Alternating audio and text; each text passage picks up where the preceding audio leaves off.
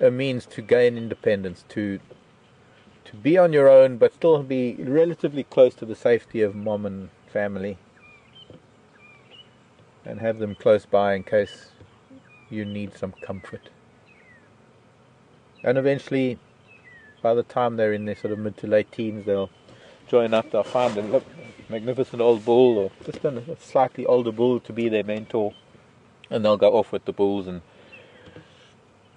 learn very much like it is with the impala that we saw this morning, at the young impala rams that join up, that have now left the yearlings that have left their herd, and they've joined up with older rams to learn what it is to be a male impala in the greater world of the impala society. And so it is with elephant. It's pretty much that way with a lot of animals, and whether they're male-dominated or female-dominated societies, it doesn't really matter. The fact is that there's very specific behavior required out of young females, and there's specific needs that young males have to become a proper adult young male. So he needs to join up with older males and learn how to spar, learn his place within the society, within the hierarchy of males that live within an area, know where he stands with the older bulls.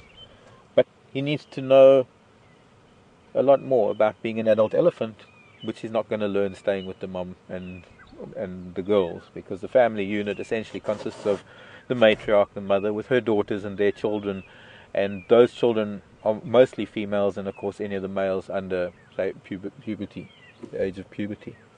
There's another one coming out of the woods there.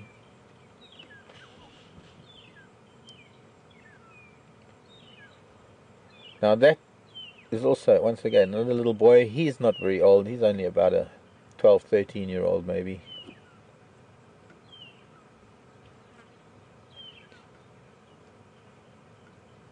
I wonder if we can just roll down the hill towards him.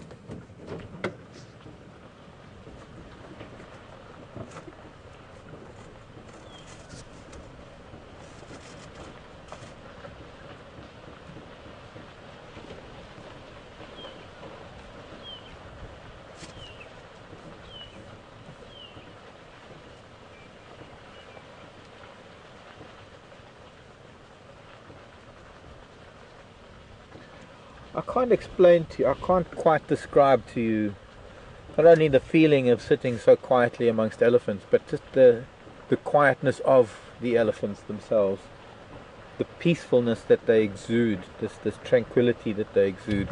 There's no threat, there's absolutely no element of fear either in them or in us. That's not always the case. You've got to remember, elephants are individual characters, and even the elephants have moody days. And off he goes. There might still be that one bull, or two, three. Not sure. But we're going to just carry on using our gravity drive down the hill. See, Jigger's a hybrid. It's got a normal petrol or gasoline engine, but it's got this specially designed thing called gravity drive. Only really works downhill, but it's one of those wonderful silent engines. Well, it's not an engine. It's the planet pulling us to its core.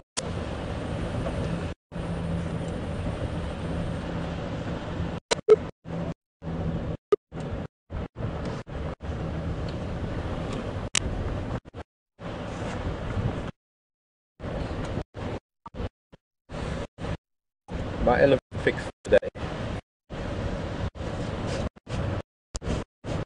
Sort of.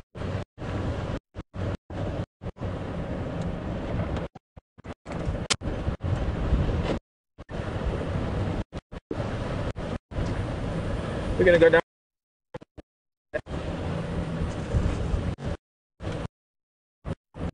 Okay, copy. It means I might not be too good down at Twin Dams.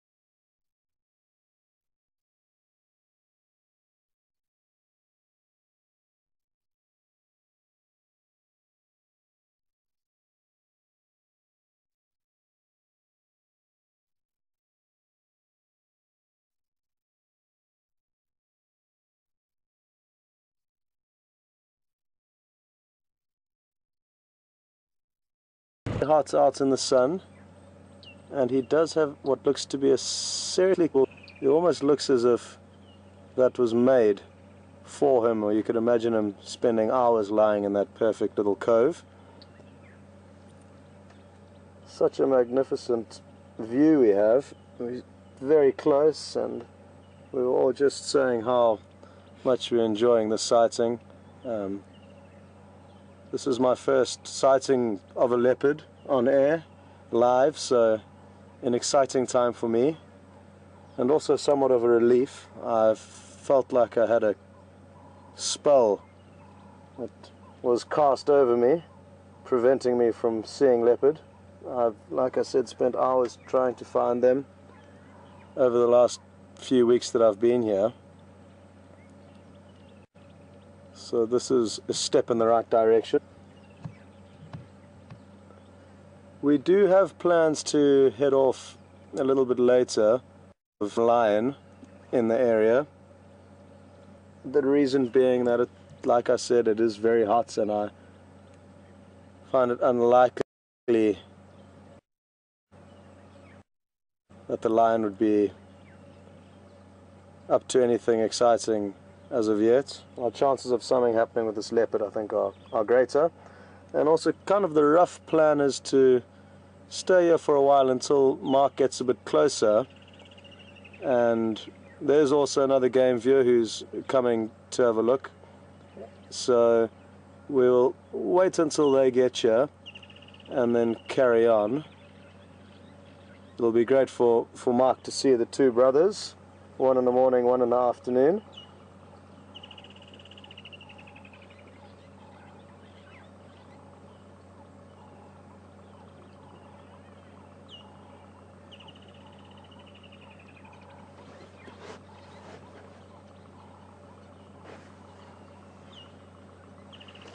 I can hear a vehicle approaching. I'm not sure who it is, but we will shortly find out. They are in for a surprise if we are here. I have tried to call in on the radio that we have this leopard, but because we are in a little bit of a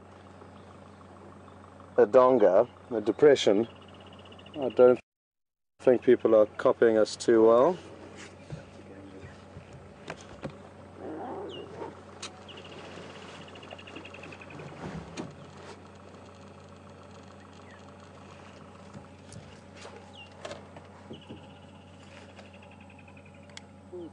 The vehicle that's on Vuyatela Dam wall, if you just continue, we're on the old spillway.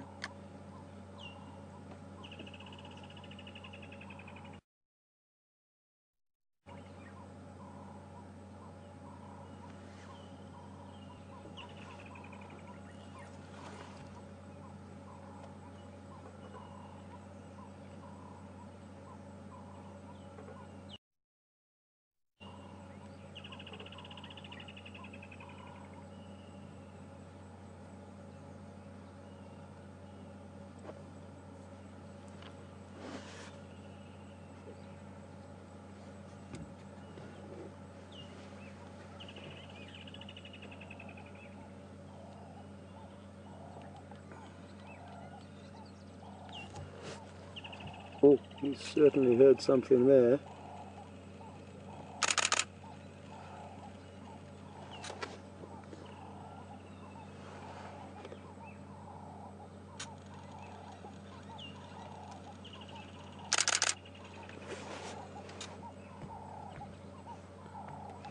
What can he see that we can't see, or what has he heard? Oh, obviously nothing too interesting.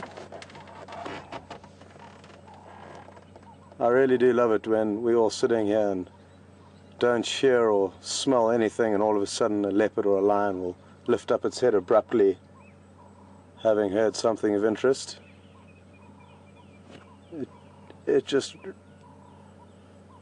reassures us or reminds us of how much better their senses are than ours. It would be a wonderful thing to be able to climb into that body for a couple of days and see what it's like to be able to climb a tree with your equivalent body weight in food dangling out your mouth, or to understand how incredible their night vision is. That would be one of my favorites, I guess. And then just that ability to dissolve and disappear whenever it suits you so that nobody can really see you. Wouldn't that be a nice ability or skill to have?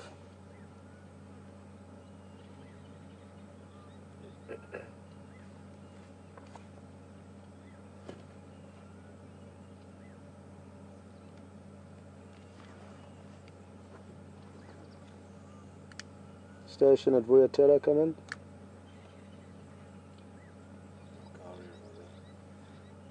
Gowrie Dam, Vuyatela Dam.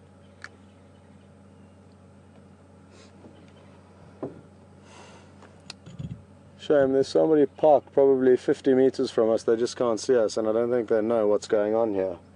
So they should in all likelihood continue and then see us.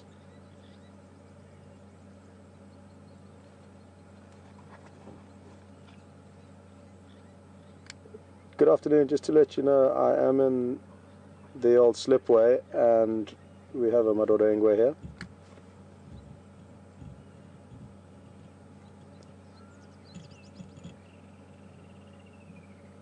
Ah, la nature. L'homme face à son téléphone. Ton téléphone est toujours... There's only space for one vehicle, so I'll start to make my way out, and then you can come into this position.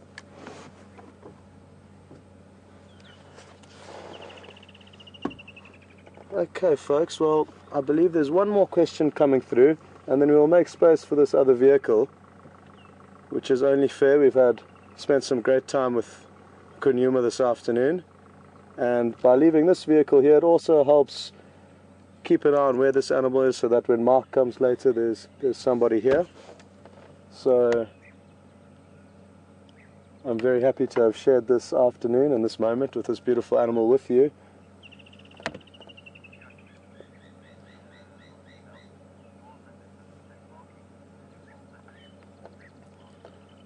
So Jackie's just sent through an email asking, do leopards have all the same markings? And yes, to a degree, they all look fairly similar, but around their face and throughout their coat, there are differences. It is very difficult to know and see the differences unless you spend a lot of time with these animals. And what I would like to do is, if Brian zooms in now onto its head as much as possible, I'll point out to you the markings that we look for. So if you can see coming our cheek, so the right cheek on the screen that we're looking at, there's dotted lines where the whiskers come out, and between the prominent dotted lines and his nostril you can see 3 individual spots. So that would indicate that his left-hand cheek has a 3-spot pattern, and on the right-hand side of his muzzle it also is a 3-spot pattern. So different animals will have different spot patterns, sometimes 2-3, sometimes 3-3, 4-3. There's many different variables, but that is one of the easier ways to distinguish between leopards, and it just does go to show that even those tiny little spots or freckles above their whisker line is the main way of identifying cat. But markings and coloration will vary slightly between different animals. It's not easy to see that. I can't emphasize that enough. Just if you were to put 3 of them together, they would all kind of look the same, but then if you take a closer look, oh, nice big yawn, then you would start to notice some smaller differences. But thanks very much for that question. It's a yes and no answer. Okay, folks, well, like I said, let's let this other vehicle come in and we can head off to find some other interesting cats, hopefully.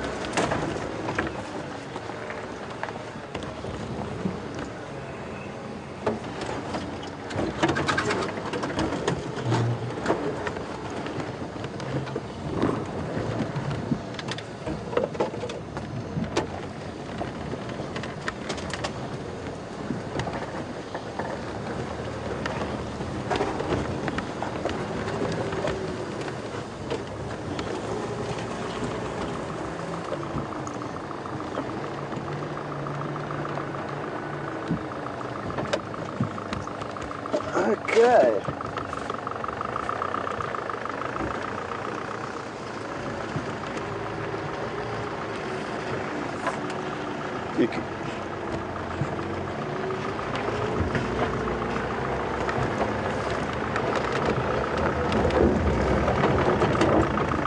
what happened there?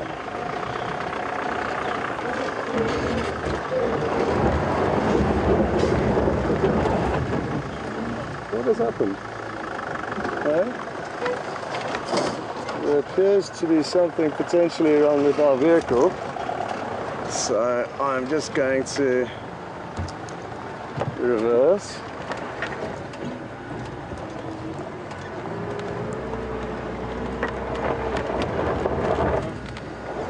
What's going on here?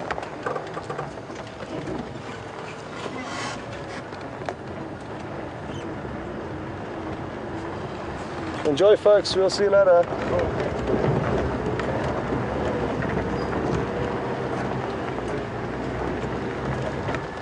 Some slight vehicle issues there. All part of the adventure. Okay.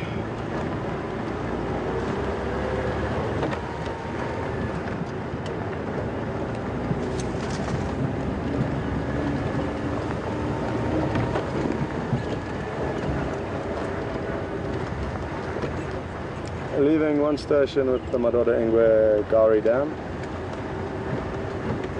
Bernie, you can continue making your way. There's nobody else that's expressed interest. I know Mark might be trying to get in a bit later.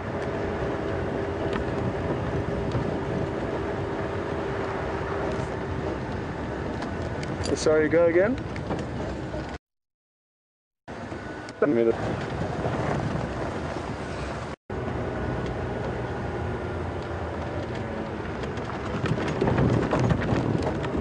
Okay, guys. Thanks for coming. Here we go. So now that we've got the admin out the way, just making sure everyone's knows what's what and making their way to that leopard, we can focus on our next goal, which is some iron.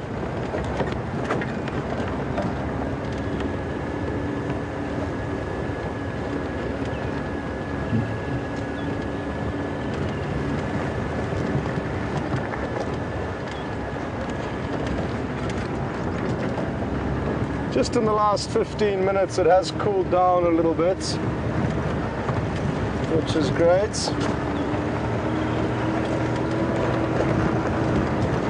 Even the birds are starting to come a little bit more to life, as will most of the animals.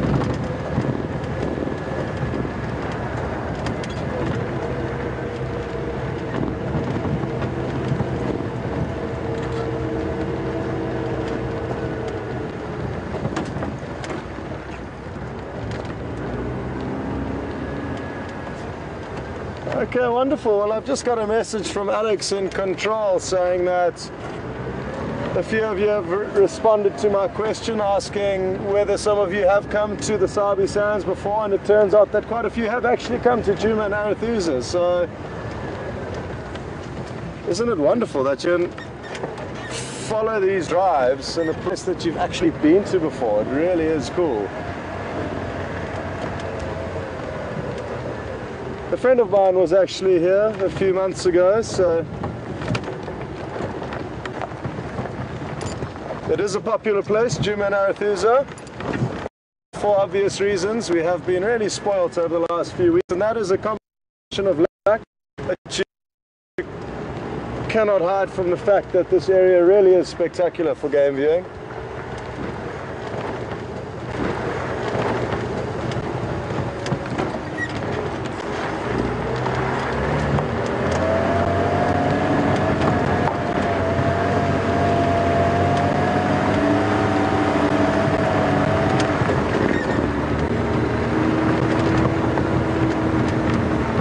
Just giving a thumbs up to Alex there, back in the control room.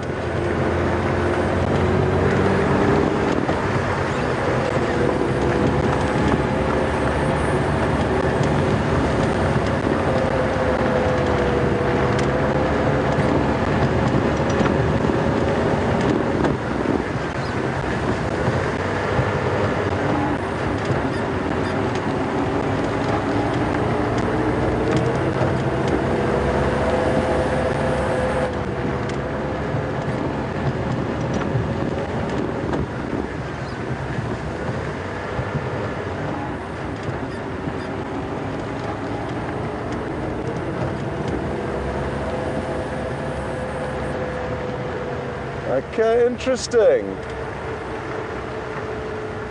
So, can you go again with the name, please, Alex? Okay, Jen's just sent through an email. Jen's from Toronto, and she was here in September 2013, and she saw Karula and what would have been Djuma in quarantine then, so it must be nice for you to see that they're all healthy and doing well still. We've got some giraffe up ahead. So, and interestingly, what Jen saw when she was out here was a female impala with horns. Now, strange things do happen, but I have yet to see an impala with horns. So I will keep an eye out for it, but I've yet to see it. Sadly, the sun wasn't good for us there, folks, to view these giraffe. They were directly into the sun. But a nice glimpse nonetheless. We might get a view shooting back on them.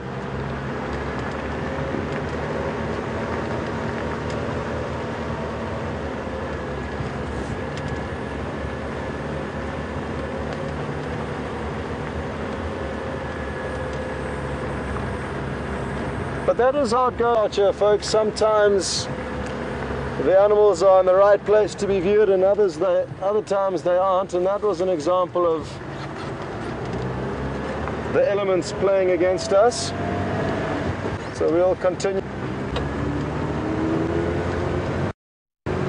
But Jen, I really find that interesting that you saw the fact that because it's got horns, it would have seen males. So maybe that's been my problem. I'll keep a look out now. Maybe I see. I'll make it.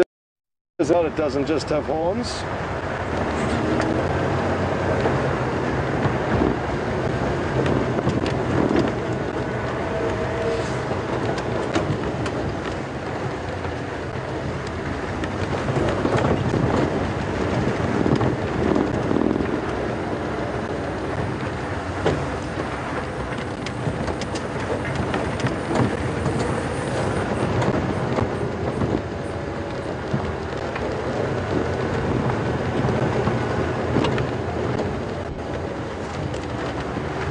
Good afternoon, sir. There is Djuma lying up at Gari Dam. There's one station there, another one on its way, and Flampen Global somewhere on Chidakat line. The large herd of Nyari were seen at about 3 o'clock. Zoe's Rebecca's looking to be heading east.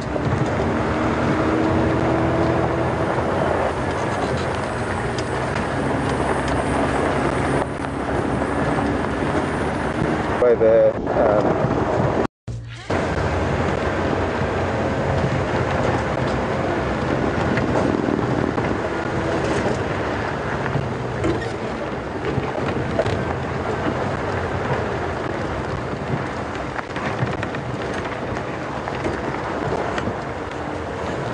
So I've been around one of these corners that Nick and Brian were driving along yesterday when they spotted Mvula. So not far from where we were, a little bit earlier.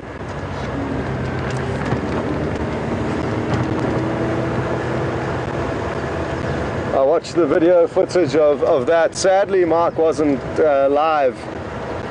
You guys were with me and a leopard tortoise, funnily enough, at the time. But it was great watching the footage last with Brian and Mark of them driving around the corner, and the surprise, because next thing they knew, there was Mvula walking straight down the road towards them. Always a bus when that happens. Not far off from what happened with us this afternoon. Thankfully, Djuma was just lying up in the shade, kind of directly ahead of us.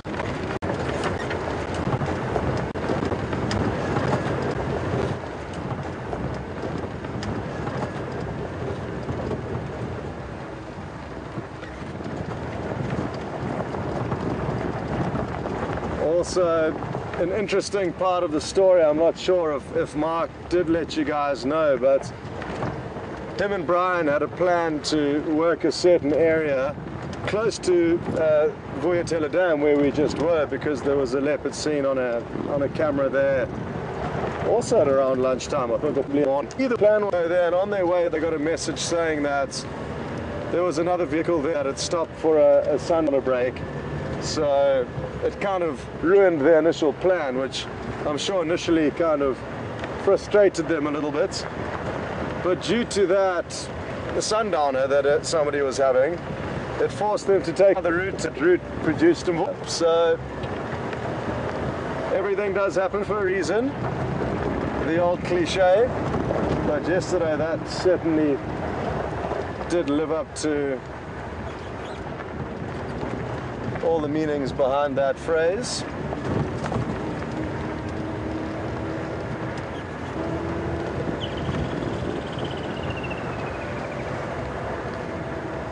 Ryan, do you have any updates on the Birmingham coalition?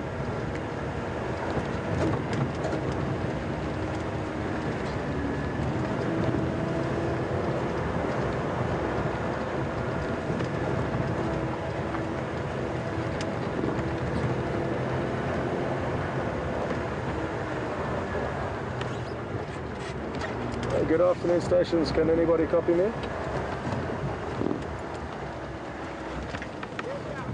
Oh, good day. How are you? I'm lost. Good. How are you guys doing? Good, man. Good. I mean, how's the sighting? Good. Djuma's there at WildEarthTV Dam. That's nice, eh? Yeah, very nice. And you guys? Just jigga. Now we came back, man. Okay. Okay, How good are you? afternoon. You're hiding, eh? Sometimes you're hiding. You can see your face. See you later. Thanks. Have fun.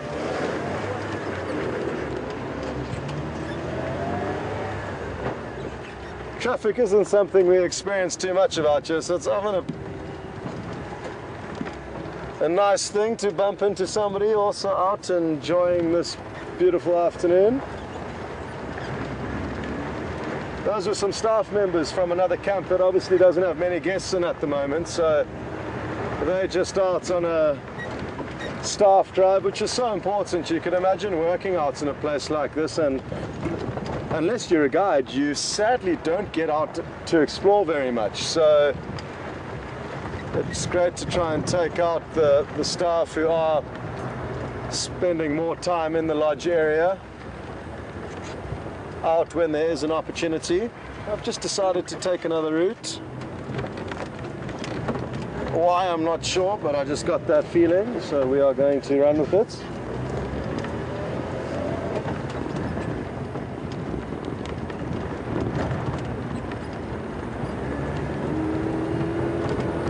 Can any station copy me?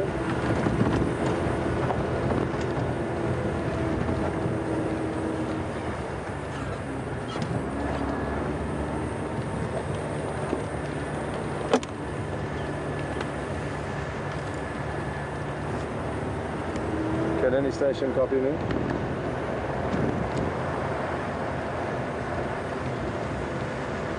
Can any station copy me?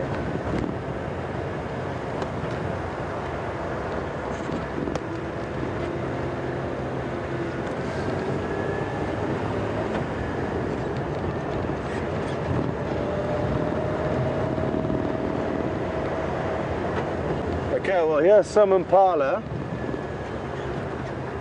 Now, they all do appear to be females unless it's a male without horns. But I was hoping there were going to be some horned individuals that we could just double check and make sure they were in fact males.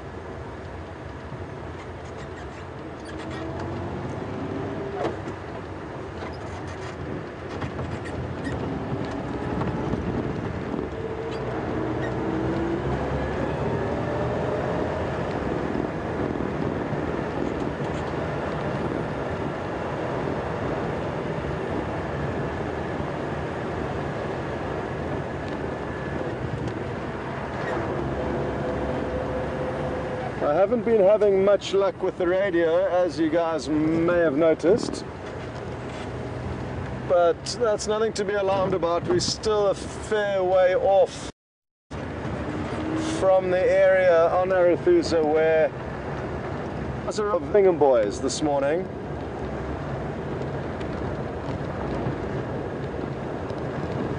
Now, due to the fact that I've only been here a few weeks, I'm still trying to build up relationships with all the guides and in that way get precise and accurate information as to where animals are. But to be honest, I'm happy to just know that they are in the area and we have a chance of seeing them.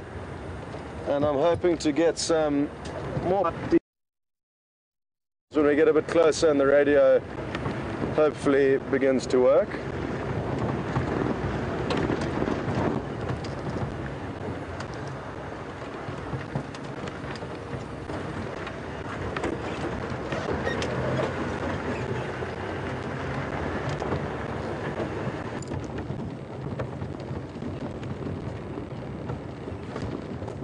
Very young foal.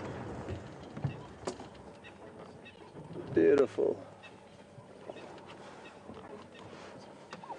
The light is absolutely fantastic on these animals.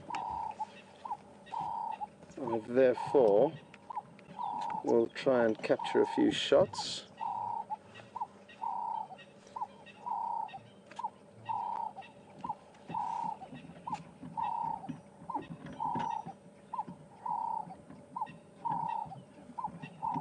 Young foal is suckling, which is great to see.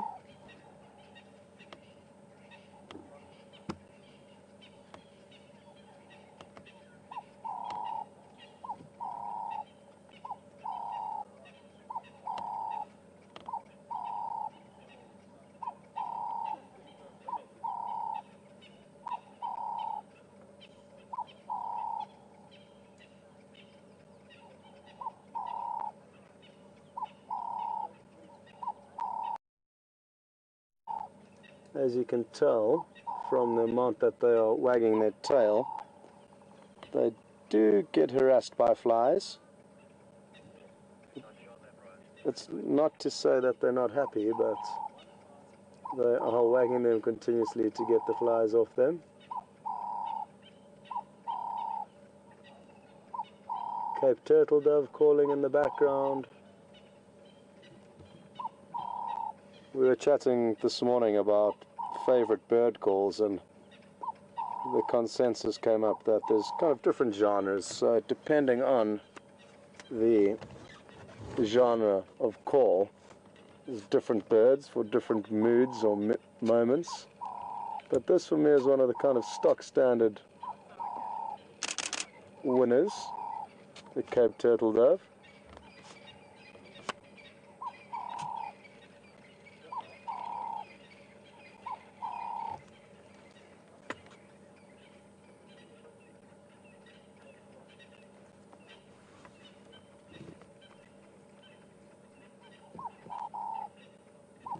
It looks like a lot of the other females are heavily pregnant in this herd, so there should be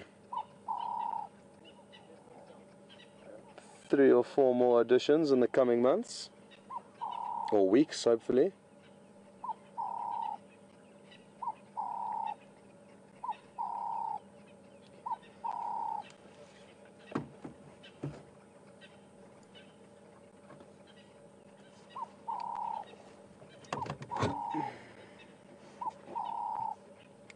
Alex, how's Mark doing?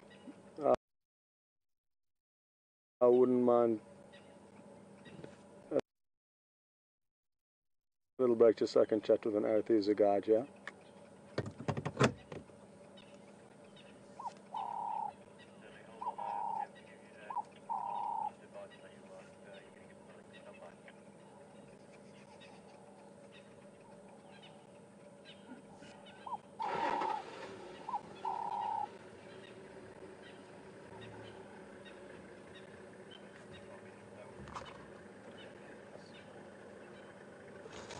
Okay.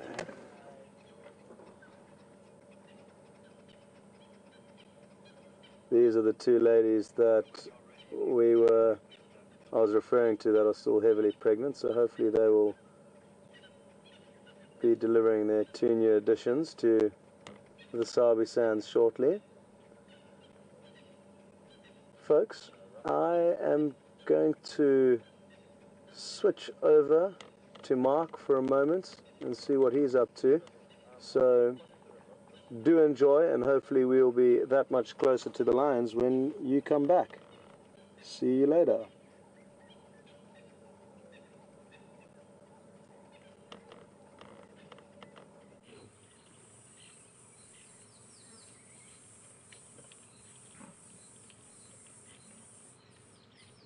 Two different groups of animals here, and a very interesting concept. It's something that we very seldom get to see. And I'm very, very often asked how to tell the difference between wildebeest and buffalo. And here we have them together. Not very often that I've seen this. Especially with babies. We've got a big herd of buff coming in, and this herd of wildebeest, which is the herd of wildebeest that come out onto quarantine at night. 1, 2, 3, 4... I think 8 youngsters amongst them. There's 4 here, 4 there. I think there are 8 youngsters in total. We need to keep track of the youngsters because the attrition rate is quite high. Hyena, lion, leopard. Yes, this is a big breeding herd of buffalo that has come in. Some of them are starting to lay down already. I'm going to get a little bit forward to see them, because there are some youngsters amongst them. But if you can sort of get a look at the difference in size between them, very distinct. But sometimes people tend not to be able to tell them apart, and a lot of times it needs needs them to be together so that you can actually see for yourself the difference between the two. Really obliging at the moment. Some of the buffalo are settling down, and I'm wondering if they're not settling down hoping that the wildebeest are going to be the fall guys if lion come along. Easier to bring down, not as a strong, a cohesive unit as the buffalo are. Buffalo are very protective over old, injured or young and inexperienced individuals. Very often buffalo will try and defend an animal of their herd being attacked by lion, sometimes to the detriment of the lion. Interesting wildebeest, this one here. Yes, there is. I'm pointing her out right now. I'm talking about that one with the wonky horn.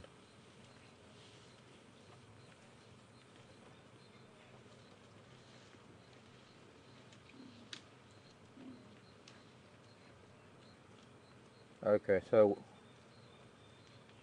Brian's mom, that wildebeest with the wonky horn, she's quite a strange wildebeest.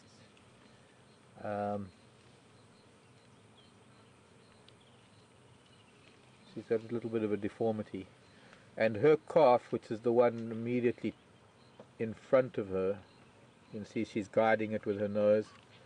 That would be Brian, named after our cameraman Brian. Actually, maybe the other one's her calf. Hard to tell. There's the bull at the back.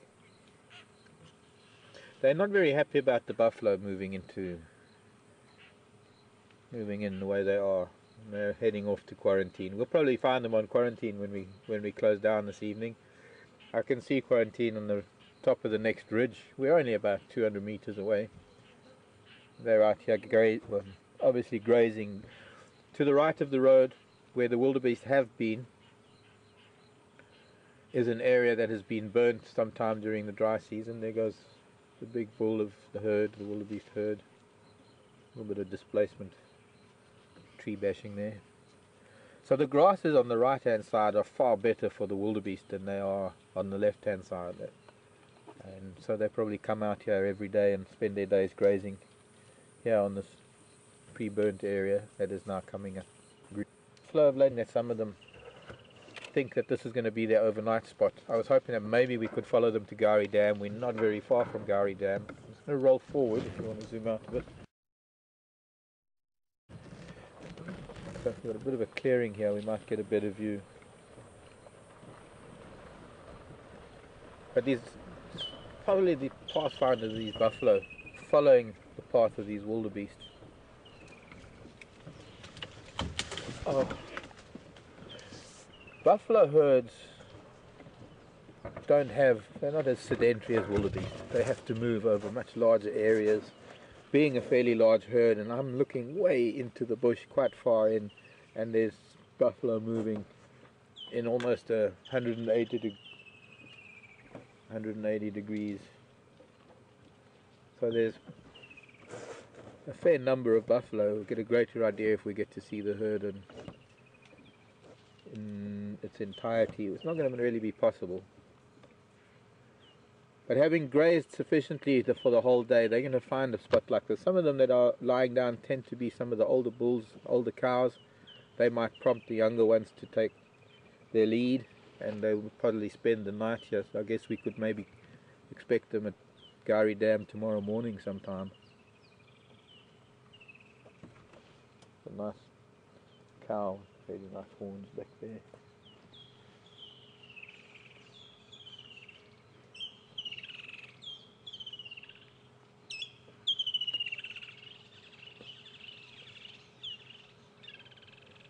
Could be 100, could be 200, could be 400.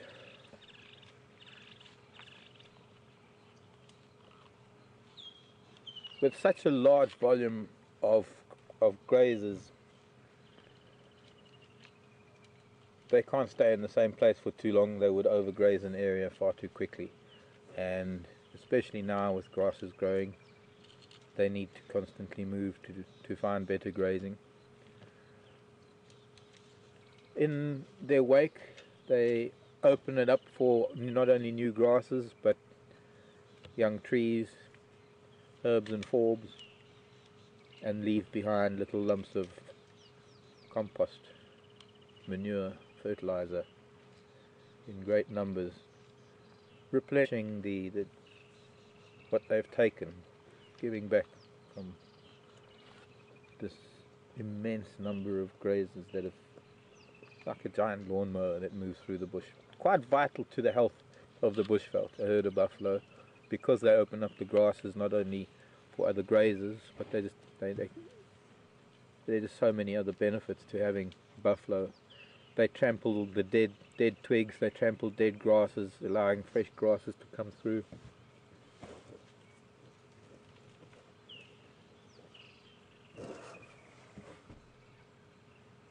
And see with the female buffalo, this is a cow.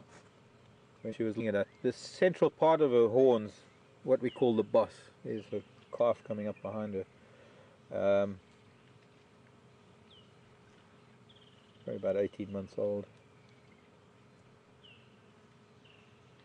But that central part of the horns, what we call the boss, not as well defined or as dense as it is with the bulls, mostly because they don't use it the way the bulls do. They use it mostly, the pointy part of their horns for defense. They don't bash heads like the bulls do. So the bulls over time have developed a very heavy boss. In fact, there are two bulls having a bit of a spar further down. Maybe we can go and see them, and we won't disturb them too much.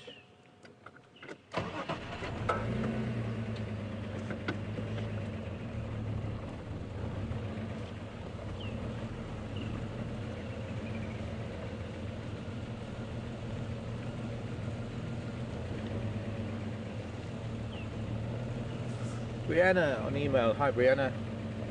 Wonder where you're from.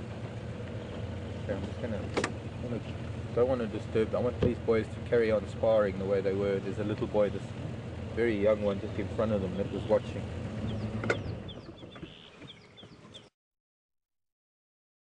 Calf, a little boy. Okay, carry on, boys.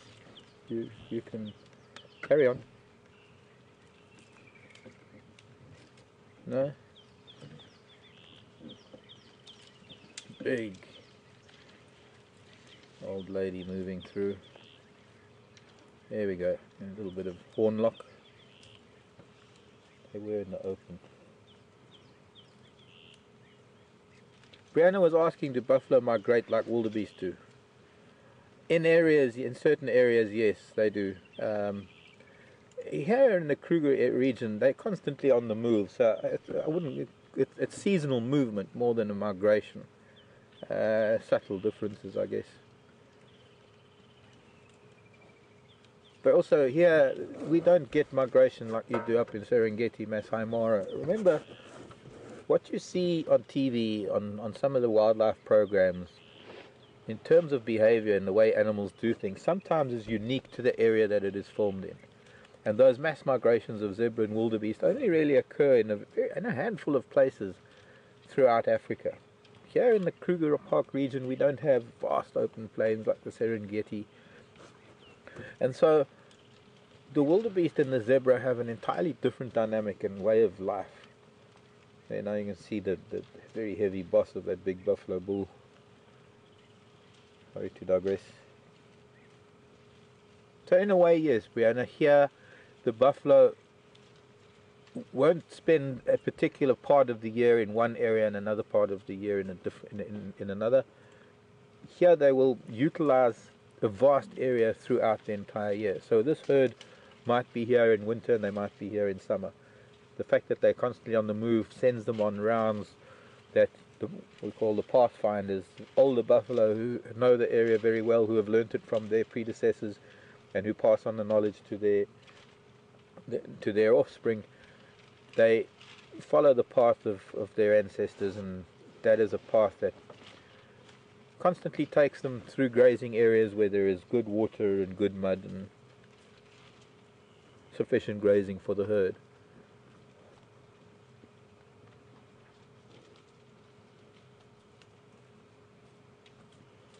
They're all moving north now. They were moving east earlier this afternoon. They're sort of heading back northeast now for some unknown reason. That is a big bull just in front of us, just about to cross the road.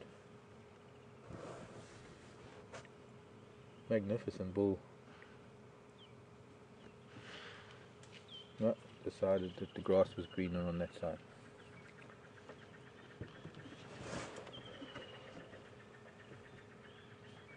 Oh, I'm going to try and turn around. It'd be nice to try and follow them. I thought perhaps they would head to Gowrie Dam.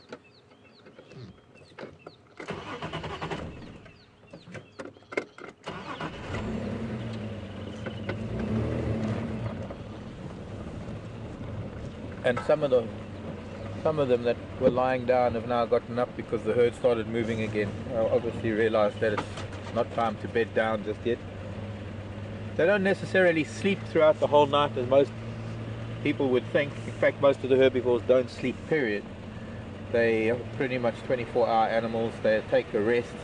Nature's given them the wonderful concept, or the wonderful ability to still process their food without having to select their food, which is very important, because they do need to rest their muscles. They do need to lie down, but they don't constantly need to process their food. The ruminants that they are, they have the 4 stomachs, and so they'd spend an entire day actually selecting their food, so that during the night, perhaps for safety reasons, another thing, not only for rest purposes, and of course in winter it's for warmth purposes, but they'll settle down for several hours during the night. They'll still be awake. They need to be alert. No predator, or rather no herbivore can really sleep for any length of time, because they have to be alert all the time. And so they can take time off feeding and just lay down, chew the cud. A couple of bulls sparring. starting to think that this is quite an extensive herd, because there's still quite a few down here. We've been moving towards the back of the herd now. We were lucky enough to see the front of the herd where the wildebeest were.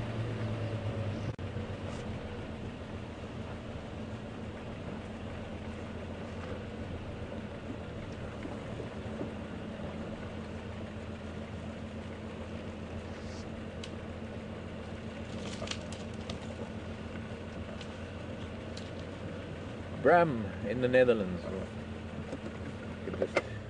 Got a buffalo on my hat.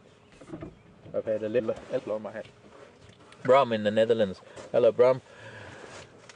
In the Netherlands. Nice to know where you're from. So if you do send an email with questions, do mention where you come from, where your town or country is, even country. It's nice to know where in the world you are. It gives me an idea what time of day it is where you are.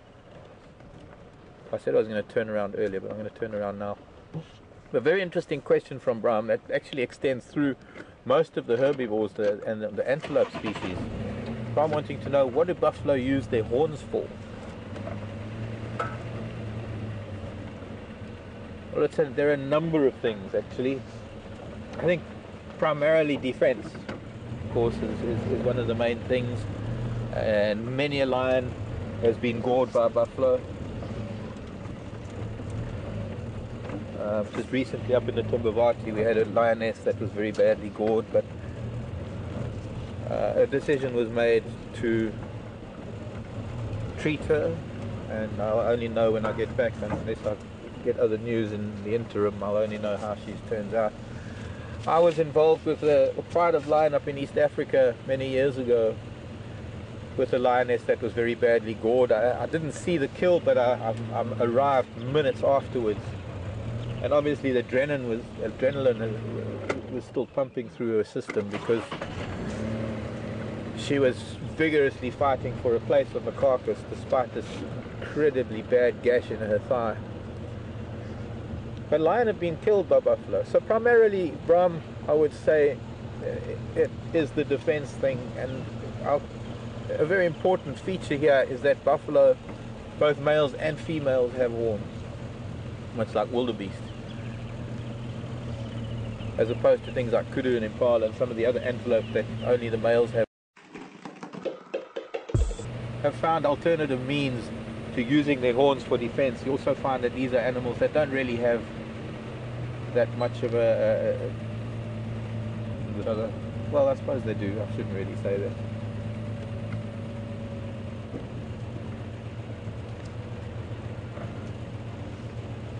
But interestingly, every now and then, because it is a vestigial...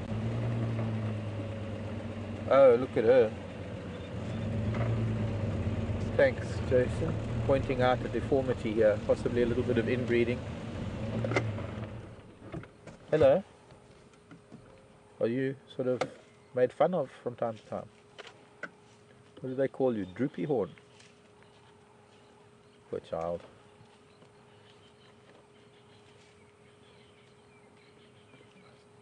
I think it's a cow, and that's her mom next to her.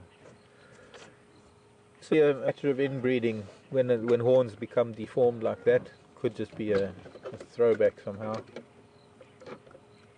like someone with we get it in the human race, or deformity.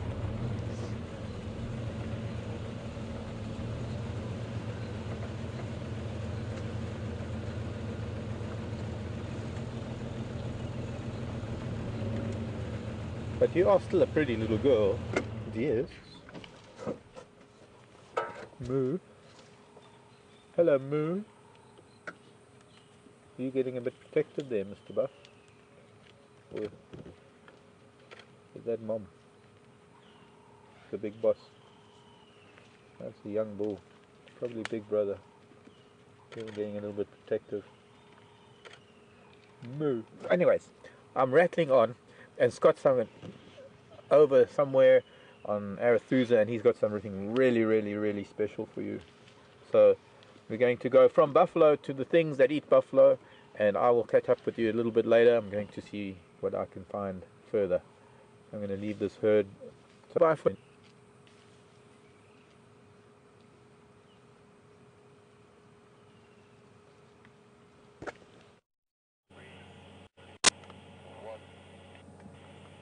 Welcome back, folks. We have hit the jackpot this afternoon, and as you can see, not far behind us is one of the Birmingham boys. We've just arrived here, so not entirely sure which individual it is, but I think it's not the big blonder maned male that we have seen. I think he's up with the rest of them, not far from the individual that we can see behind me. As you can see, the individual behind me is very relaxed, not very full-bellied, although in the position that it's lying it's hard to tell. But what I can assure you, like I said, is they are very relaxed. There have been other game viewers here this afternoon, and they've had no major reports to see the other members starting to lift up their heads and look in a westerly direction towards where the sun's setting. We'll just try and pan across to give you the full idea of exactly the situation we are in. So there we have the rest of the coalition. These are the Birmingham boys. I don't think we've seen them. Oh, there we go. Nice biggie on. Look at that. I don't think they've been seen since they were seen taking down the buffalo. Yeah, so this time when was it last week? Was it Saturday or Sunday last week that they managed to take down a small buffalo calf live? We managed to capture that. Brian was actually filming that. So since then they've disappeared. So good to have them back. And what I'm going to try and do is get a little bit closer to these other individuals, or a slightly better angle, because they seem to be a little bit more active, and it'll be nice to get some close-up shots of them yawning. So as we move, here this morning we're quite far off the closest road, so congratulations to whoever that was, and I'm very grateful for their work.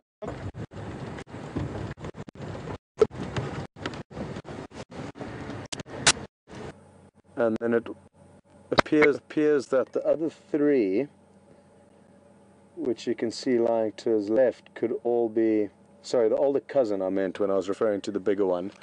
Then the other three that we can see are all very similar size, so in all likelihood brothers. So 3 brothers and a cousin, and then the individual that was lying away from these boys here is slightly smaller, so probably also a cousin. They probably all originated from the same pride lioness, and it just coincidentally turned out that they were at the right ages to form a coalition, which is very, very lucky for them to have one another as backup and protection. Is going to put them in really good stead going forward. Look at that nice big yawn.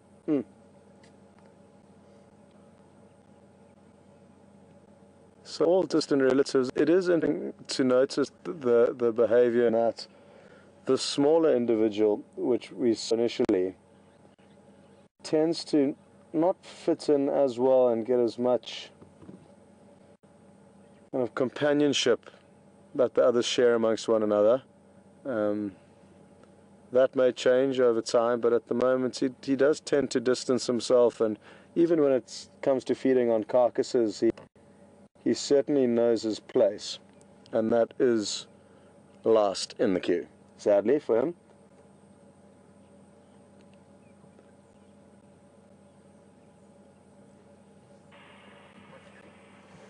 Okay, we've got a question.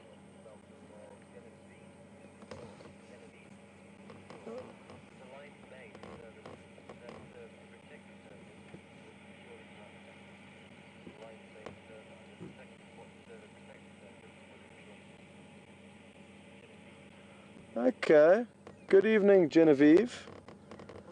Welcome to the Sabi Sands. Genevieve has asked whether the manes are there to form a protective function, or is it just aesthetic? And it certainly is predominantly for protection. Now, male lions live a very, very dangerous lifestyle, in that if they come across, if these five were to come across the dominant big males who do have big manes, they would get up against some serious competition. So, due to their aggressive lifestyle and nature, having to compete for territory, and within territories will be ladies that they need to compete for with amongst one another, they do need that protective mane to help prevent any major injuries when they are fighting. So yes, Genevieve, the answer to that is that it is a protective function that the mane perform. To put things in perspective, yes, lionesses do have a choice to a degree over males, but it's more the fact that if males find themselves in a situation where there's a female lioness in season, as long as they are the male that is there, that female will mate with him.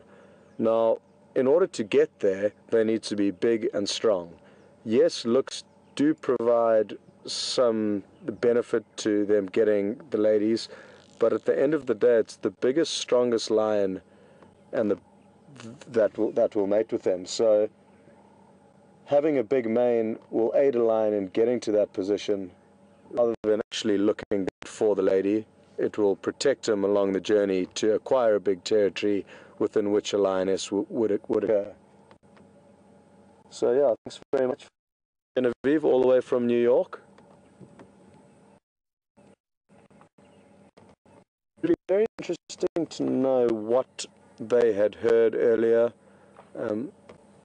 going with the lion, the leopard earlier. Their senses are so much better than ours that they could have heard other lions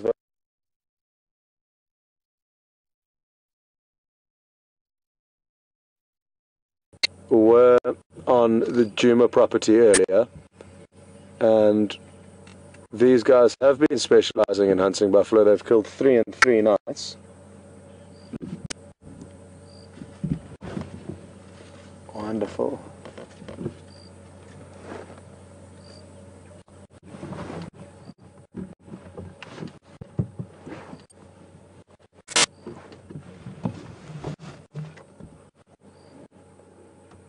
Not uncommon for lion to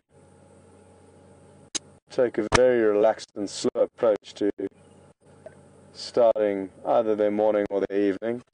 Whenever they wake up, they tend to take their time about it, so quite normal for them to just take a few steps and then lie down shortly afterwards. Anyway, back to what I was saying. There was a large herd of buffalo. These lions killed 3 buffalo in 3 nights last week, and it'll be very interesting to know whether they follow the buffalo onto Djuma this evening. It'll be great for us if they do. It's closer to home for us, so hopefully they do come across and follow those buffalo and have some luck with their hunting. But a lot will be determined by external factors with these lions in terms of what they do. They're at a stage of their life where, because their manes aren't big enough and because they themselves aren't confident enough, they will be flying below the radar and avoiding confrontation at all costs. So even though they may know the buffalo have headed there, they may be nervous of going there from audio from other lion that they may have heard.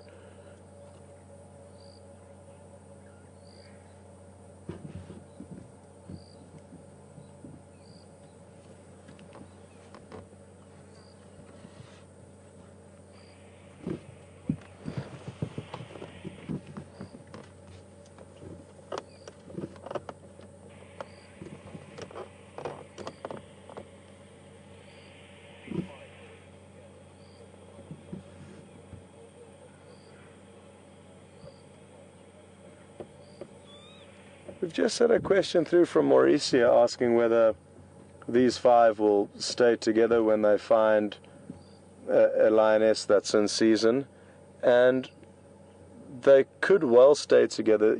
You'll often find that even though they fight together for acquiring a territory that they all are a part of, when a female comes into season, they will fight quite aggressively between one another for that female.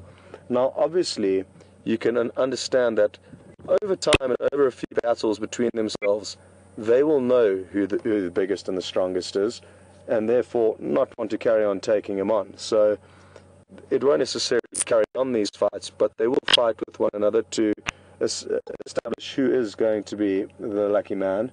Now, also something to bear in mind is, yes, now they are staying together as a coalition of 5, but as they become bigger and they hopefully expand their territory, it will become so big that in all likelihood they will split up into 2 groups, in all likelihood a group of 3 and a group of 2, and that way be able to monitor and patrol their territory much better. So the only coalition of 5 male lions I've seen,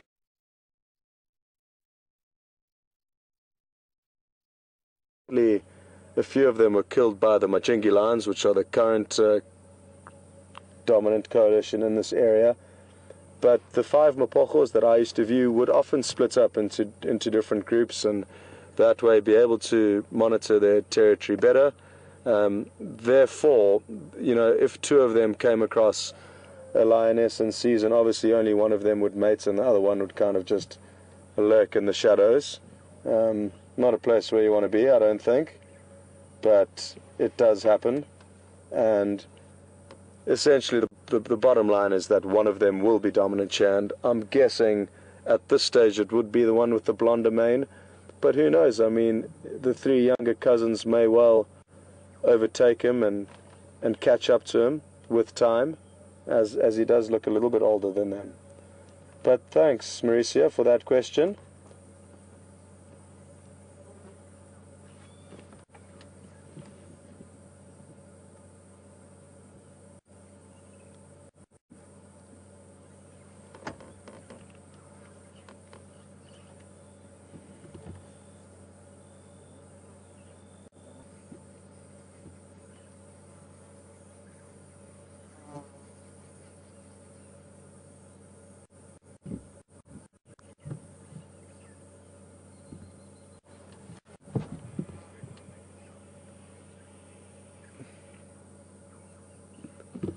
Now that I've got a better angle, they do seem fairly well fed, so it'd be interesting to know what they have been feeding on over the last week since we haven't seen them.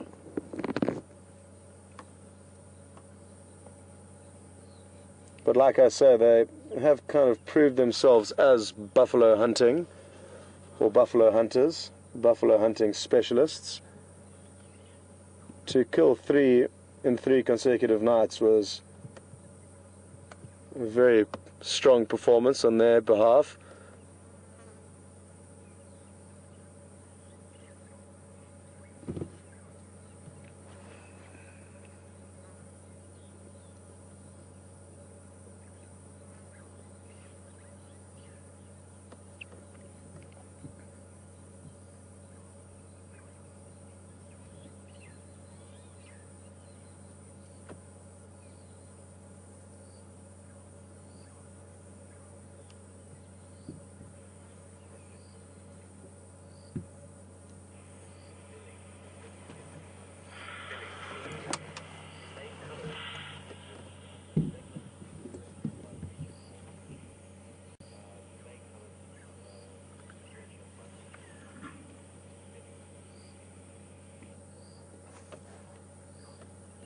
Beautiful big stretch there from, this is the biggest one, again just to remind you guys.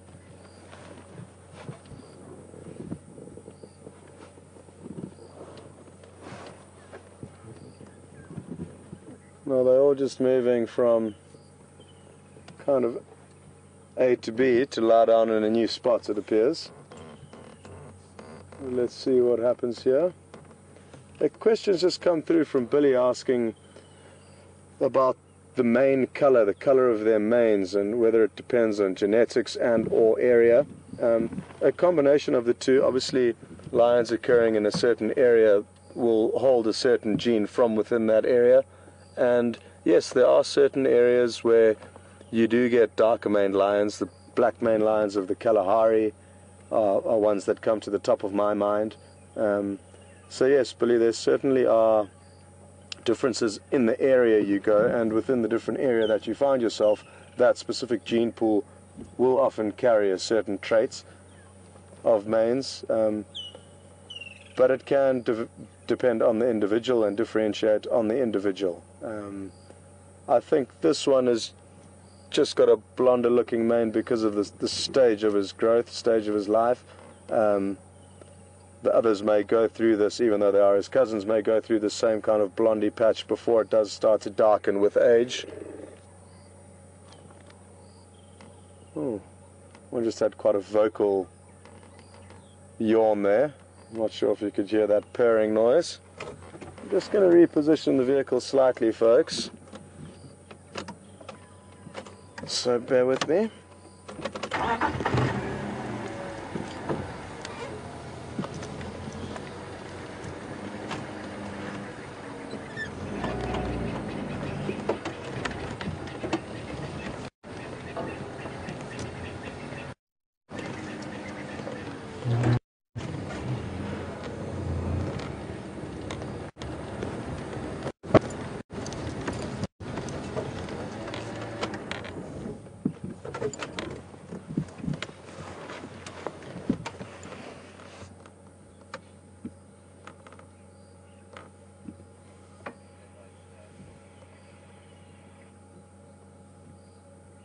So yeah, Billy, thanks for that question. So to sum things up,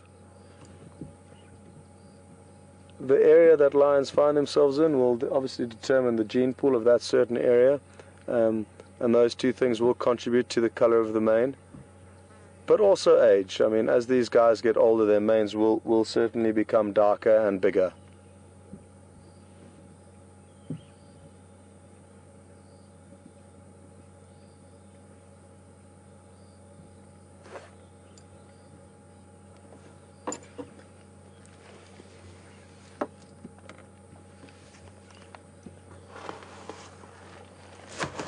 It'll be wonderful when these guys are comfortable with their status in the area. As to hear all 5 of them roar would be an incredible spectacle.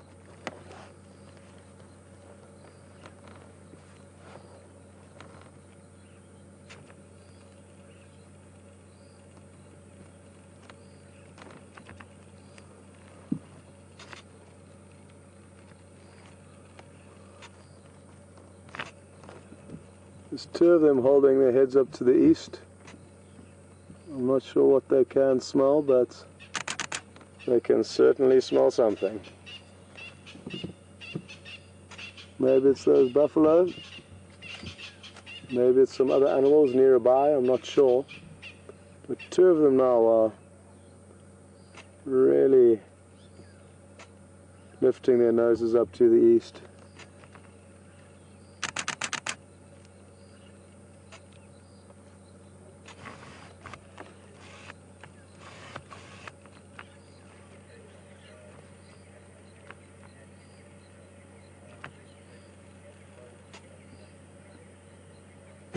Oh, bless you.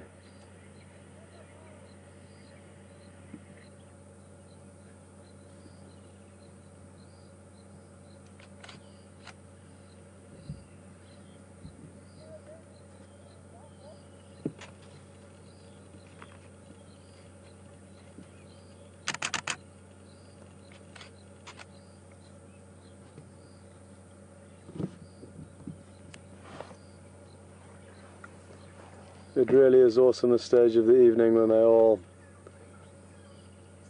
start getting up and showing us how beautiful they actually are.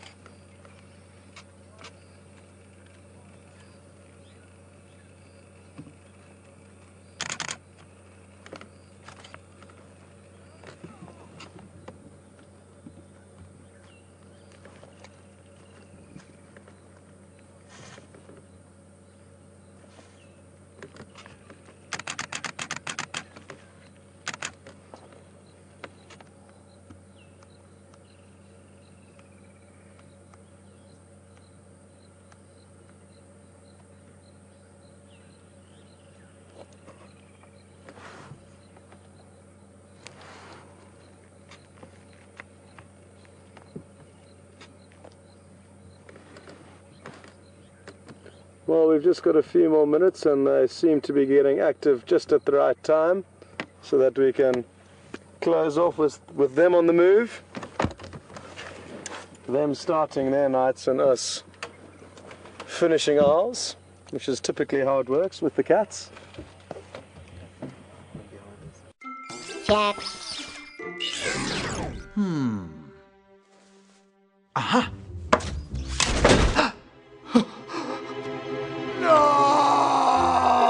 Energizer protects your devices from damaging leaks.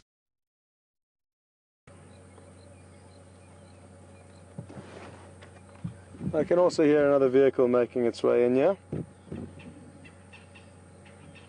So we will have some visitors, but how lucky have we been this afternoon, folks? Look at this beautiful shot. That we've spent hours with a leopard, beautiful young male leopard. Now we're spending a good amount of time with these young male lions. So we really can't ask for too much more than what we've been spoilt with this afternoon.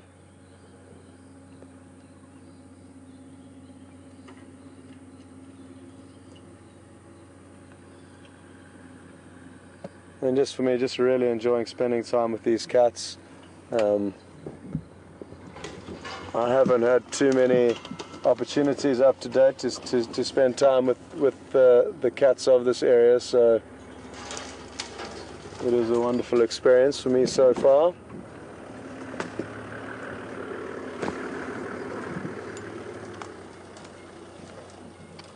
So wonderful that I think I might try and snap off one more shot of him lying on his termite mound.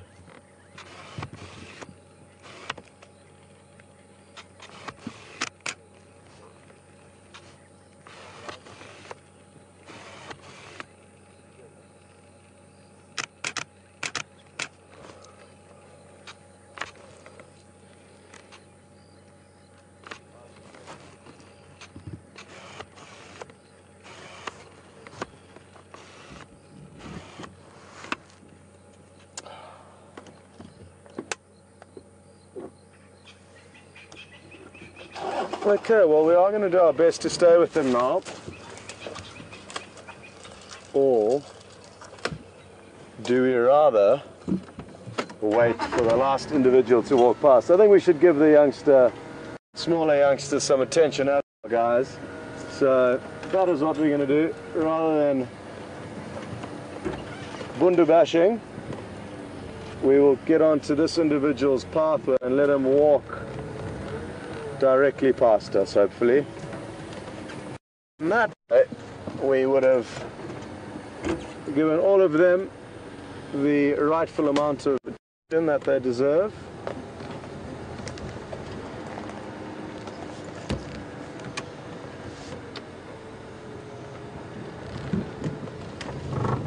So we'll just wait here. Now I'm guessing, considering the direction of where the rest of the coalition have headed off to, he should get up and walk straight past us, which should give you guys a great shot.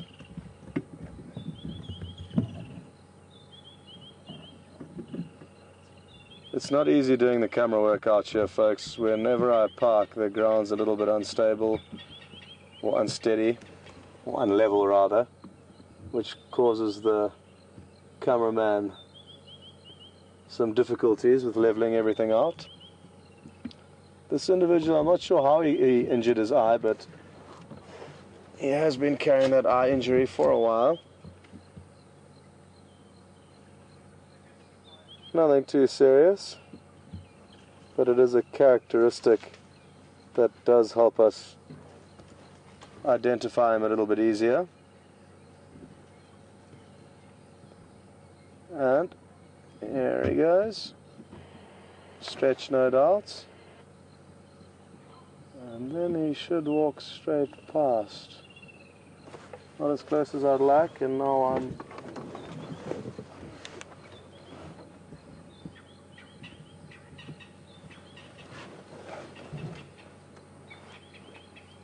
well, that's great, folks. And I think on that note, just because we've got a few more minutes left, we will just show you the sunsets, give you an idea of what we've been surrounded by this evening. It's a beautiful sunset.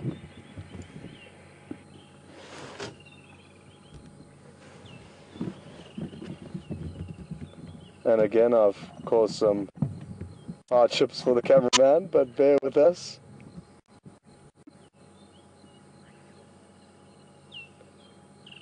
Got some really beautiful colors this evening, and I hope you've enjoyed this afternoon.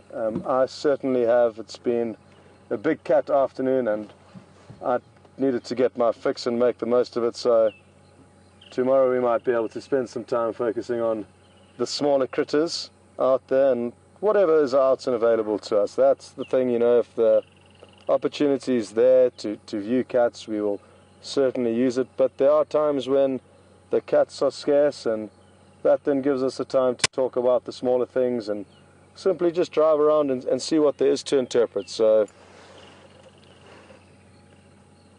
yeah, like I say, we've just made the most of the luck this afternoon, and I'm battling to hear anything from the final control, so if you do cut out and I haven't said goodbye, then don't feel like I've forgotten about you, but I'm sure Mark would also like to bid his farewells to all of you, and I'm going to be out in the morning tomorrow, and Mark will be having a rest. So until tomorrow morning, folks, do have a wonderful evening or day, depending on where you are, and I look forward to seeing you all in the morning. Bye.